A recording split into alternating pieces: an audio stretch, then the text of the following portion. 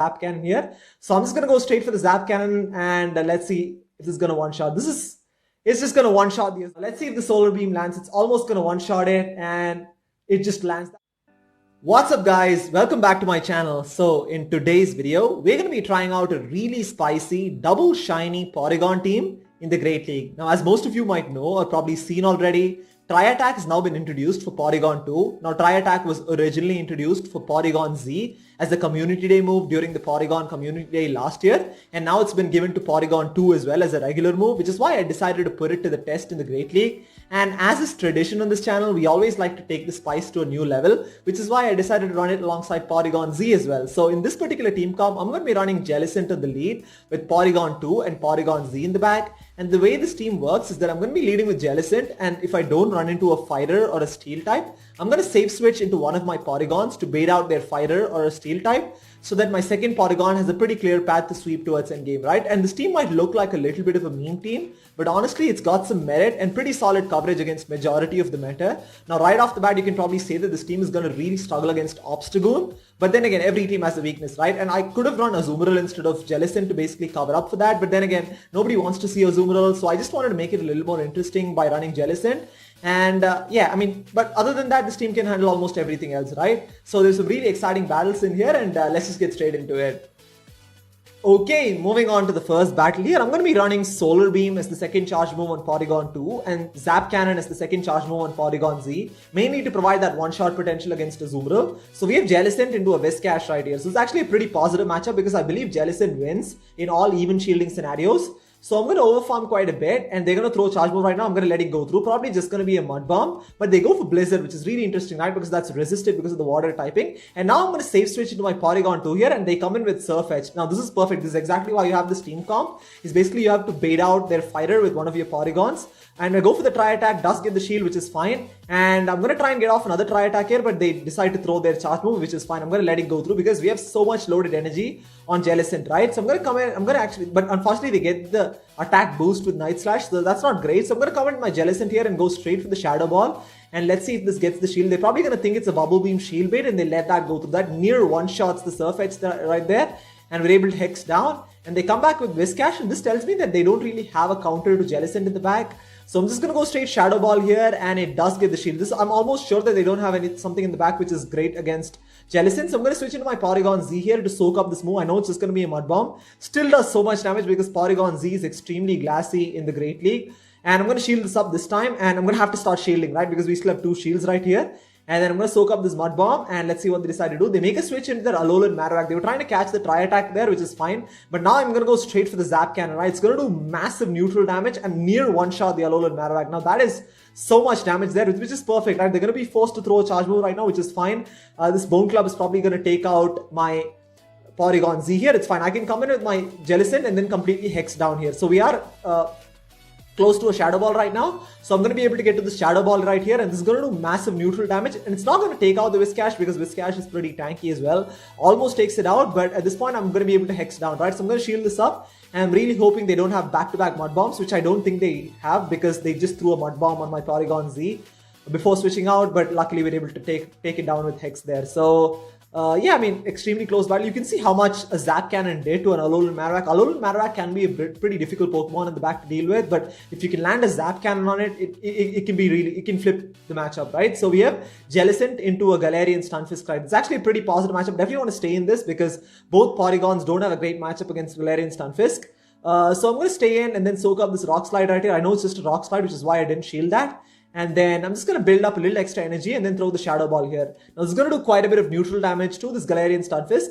And I'm probably going to have to still switch out eventually because just in case they have a fighter in the back, I have to preserve my Jellicent for it, right?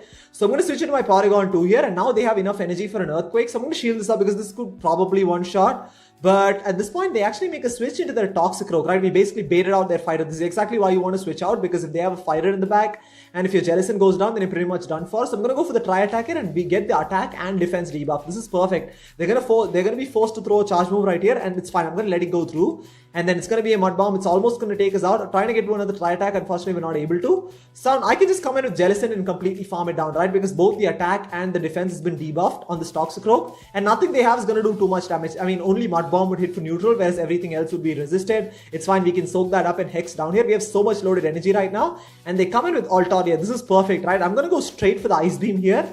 And it lands, right? That just nearly one-shots the Altaria right here. And now I'm going to come in with my Porygon-Z and go for the Tri Attack and put massive shield pressure on this Altaria, because I know this Altaria is very close to a charge move, and they do shield that, which is fine, and we get the attack and defense debuff as well. And I'm going to have to shield this up in spite of the nerf to Sky Attack and also the fact that it's debuffed. I'm still going to have to shield this because Porygon-Z is just extremely glassy. And then I'm going to try and lock on farm this thing down here. And they're going to come back in with their Galarian Stunfisk. So I'm going to go straight for the Tri Attack here. Now, even though this is resisted, it's probably going to get the shield from the Galarian Stunfisk as it does there, which is fine. And also we get the attack and defense debuff as well. And they're going to throw a Charge Move right now. I know it's just going to be a Rock Slide, which is going to take out my Porygon-Z. And then luckily we have loaded energy on Jellicent, right? So I'm going to go straight for the Ice Beam here.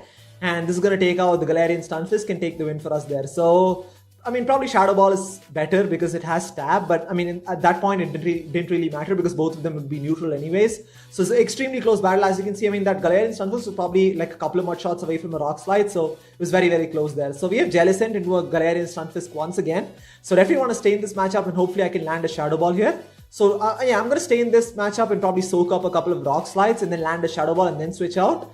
So just going to soak it up right now and then overfarm a little bit, expecting them to switch, but they're still staying in, which is fine. Gonna go for the Shadow Ball here. It's gonna do about 40% of Galarian Stunfisk's health, as we saw in the previous battle. That does quite a bit of damage there, which is fine. And I know this is not an Earthquake, it's just gonna be a Rock Slide. We can survive that. And we still have enough energy to deal with the fighter if they have one at the back, right? So I'm gonna, yeah, almost build up to a Shadow Ball and then switch in my Porygon 2 here.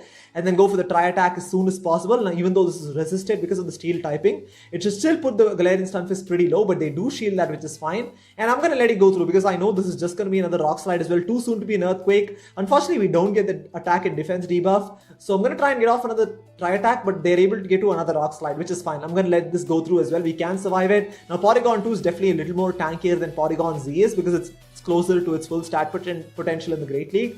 And I'm gonna go for another Tri Attack here, and it doesn't take out the Galarian Stunfisk, and we're trying to lock on down. Unfortunately, they're able to Mud Shot down, so that's not great. So I'm gonna come in with my Porygon-Z and lock on down here, and let's see what they come in with. And they actually come in with Altaria. Now this is fine. I'm actually gonna go straight for the Tri Attack, and if this gets the shield, I'm immediately gonna switch into my Jellicent and throw the Ice Beam, right? We're probably one Hex away from an Ice Beam. So I'm going to switch into my Jellicent and go for the Ice Beam before they even realize what's happening. And obviously this is double super effective because of the Dragon Flying typing, and it's going to almost one-shot it right there. And then I'm hoping they don't farm us down, but unfortunately they're going to be able to farm us down, right? So that's not great. They have so much loaded energy right now. So I'm going to come in with my Porygon-Z here. I'm going to shield this up. We still have 2 shields, so we're still in a pretty decent position. And I'm going to try and lock on farm this Altaria down.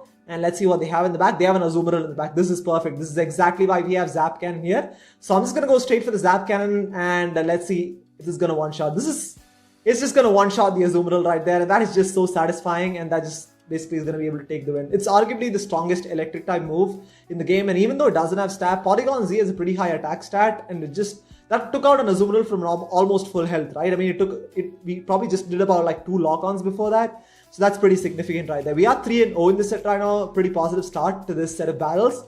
So we have Jellicent into a Medicham. Perfect matchup. You can't ask for anything better right here. This is arguably one of the best matchups really on the lead. So I'm going to let it go through. It is just an Ice Punch which is resisted. If they're running Power Up Punch and Ice Punch, we're going to completely wall it. And also we're doing super effective damage with Hex and Shadow Ball, right? Because of that Psychic typing. I'm going to go straight for the Shadow Ball here. It one-shots the Medicham right there. We're so far ahead in the game right now. They come in with their Kingdra, so I'm going to switch into my Porygon 2 and then go straight for Tri Attack here. But they make a really nice switch into their Alolan Marowak to catch the Tri Attack. That is where it actually ended up kind of costing me a little bit here, because that switch actually helped them to kind of flip this match, right? So at this point, I'm going to try and go for the Solar Beam. The reason I go for Solar Beam is obviously because Tri Attack is double resisted, whereas Solar Beam is only single resisted. That still does quite a bit of damage. I mean, that's just how amazing Solar Beam is as a move. So at this point, they are trying to farm us down, which is not great at all. So I'm going to try and go for another Tri Attack here. This is probably going to get the shield from the Alolan Marowak, and they're probably going to completely farm us down. But this is very, very dangerous.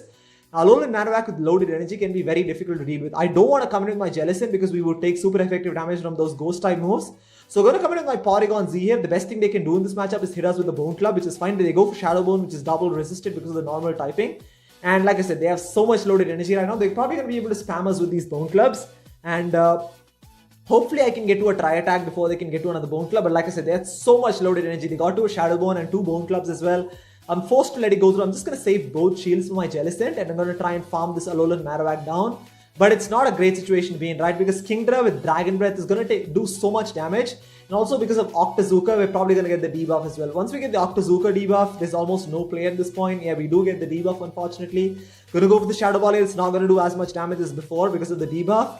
And Kingdra is a very difficult Pokemon to deal with because those Dragon Breaths are really adding up. Gonna go for another Shadow Ball here. Unfortunately, they still have a shield. And yeah, this is going to be a good game right now. So yeah, in spite of, that was very, very nice play on their part. In spite of hard losing the lead with Medicham, they were still able to come back from that. I think the fact that they caught the Tri Attack on the Alolan Marowak was really really good for them. And then Kingdra is a fantastic Pokemon in the Great League. I mean, you don't see too much of it because of how common Azumarill is, but it can handle a lot of different things, and it's just extremely destructive there. So anyways, moving into the final battle here, we have a Jellicent into an Altaria. Immediately going to save switch into my Porygon-2 here. Ideally, sometimes I stay in and then switch, but in this particular scenario, I decide to switch right away. Not sure if that's the right play, but I was just trying out different things. Go for the Tri Attack here. We get the attack and defense debuff, which is really good. And they're forced to switch out, and they make a switch into the Azumarills. I'm going to go straight for the Solar Beam here. Now, let's see if the Solar Beam lands. It's almost going to one-shot it, and it just lands. That just, like, hashtag get beamed. It is just so satisfying right there. And then they're going to go for an Ice Beam, which is fine. And then I'm going to actually shield this, because I should be able to lock on farm this Azumarill down here. And then we should be able to lock on down, and then, yeah, they're probably very close to a charge move right there. So they're probably going to come in with their Altaria, or let's see what they actually come in with. They're coming with Mandibuzz. This is very interesting. So I'm going to go for the back-to-back Tri Attack here. Definitely don't want to go for Solar Beam. That's resisted. If I had Zap Cannon on Porygon-2, I could have gone for it straight away. But let's see if this gets the shield. Doesn't get the shield, but we get the attack and defense debuff. So the next Tri Attack is obviously going to do a lot more damage. Let's see if this gets the shield. It does get the shield, which is fine. And yeah, they're probably going to be able to farm us down, but they make a switch into their Altaria and decide to delete us instantly. This is good for us because I can come in with my Jellicent here. I don't want my Jellicent to go up against that Mandibuzz because that's a pretty terrible matchup. They go straight for the Dazzling Gleam, which is very interesting. That does a lot of neutral damage. And at this point, I'm going to try and get to an Ice Beam here. Unfortunately, they get to a Sky Attack. This actually ends up costing me the game because I definitely needed the shield for my Porygon-Z to get rid of the Mandibuzz, right? So I'm going to go for the Ice Beam here, overfarm a little bit and go for the Ice Beam. And then I'm going to try and switch into my Porygon-Z as soon as possible. And my only win condition here is to bait with Tri Attack and then get to a Zap Cannon. But unfortunately, I don't think we're going to be able to do that because this Mandibuzz has so much loaded energy right now. They go for Aerial Ace. Probably it's better off going for Foul Play because that's, it has Stab as well. I mean, both of them have Stab, but Foul Play is obviously a little slightly better move. But I go for the Tri Attack here. We do get the debuff, but unfortunately, they're so far ahead in energy right now. They're going to go for a Aerial Ace here. It's almost going to take on my Porygon-Z. And then, yeah, Jellicent in the back is not close to an Ice Beam right there. So it's going to take like 2 more hexes to get to an Ice Beam, but we're not there yet. And they're going to go for a Foul Play. And that's going to take on my Jellicent right there. So a pretty tough finish to the set. Overall, it was actually still pretty positive, as you can see. I mean, there are certain situations where you can't do too much there. But overall, a 3-2 set, I'll take that with this team, right? So, yeah. We do get an Nincada right here, but I know you guys must be thinking, what do you do when you run into an Obstagoon? Because that's arguably the hardest counter in for this particular team comp. And I'm going to show you right now what happens when you run into an Obstagoon, right? Okay, moving into this battle here. The last thing you want to see on the lead with this team is going to be an Obstagoon. So what do you do against Obstagoon? To be completely honest, you can't really do much, right? You're going to have to stay in and hope that they don't shield or something. But they're going to be able to spam these moves here. I'm going to let this go through. It's probably going to be Night Slash, which is going to be super effective. Because of that ghost typing. And then I'm going to go for the Ice Beam here. Obviously, do not want to go for Shadow Ball because that's triple resisted because of the dark and normal typing. Ice Beam really doesn't do that much damage, but it's fine. They do let that go through. I'm going to switch it to my Porygon-2 and try and get to this Tri Attack as soon as possible. Unfortunately, we're not able to get it in time. So I'm going to shield this up and then hopefully I can get to a Tri Attack here. And then, yeah, I'm just going to overfarm a little bit and then throw the Tri Attack here. This is probably going to take out the Obstagoon if it goes unshielded. I'm really hoping they let this go through. But of course, they're going to shield that, right? They probably realize at this point that my whole team is probably weak to Obstagoon. So, I don't know. I'm probably going to shield this up because it's probably a little bit of a mistake not shielding that because we're very close to a Tri Attack there. So I'm going to come in with my Porygon-Z right now and then I'm going to shield this up. So this is not looking great at all right now because this Obstagoon is really running through my team right here. And then now I'm going to go for the Tri Attack here and let's see if this gets the second shield. I'm really hoping they let it go through because this Obstagoon is a real problem for this team comp. Unfortunately, they do shield that as well. They're probably going to be able to counter us down. So we don't have any more shields. I'm forced to let this go through. And it is a cross chop as well, which is not great. So I'm going to come with my Jellicent here. Hopefully I can get to a nice beam, but they're able to get to a Night Slash as well. This is absolutely terrible because Night Slash is almost going to KO my Jellicent here. But hopefully I can get to a nice beam, and I'm able to get to a nice beam just in time here. So that's a big achievement. We managed to beat the Obstagoon at least, but yeah, I mean, this is GG's at this point. So anyways, that's what you do when you run into an Obstagoon. Every team has a weakness, and this is unfortunately one of this team's weaknesses there. So anyways, hope you guys enjoyed it, and I'll be trying out a lot more spicy teams. I have a lot more triple same type challenges coming up over the weekend as well. So stay tuned and please subscribe and like as well if you enjoy this type of content. And yeah, I'll see you next time.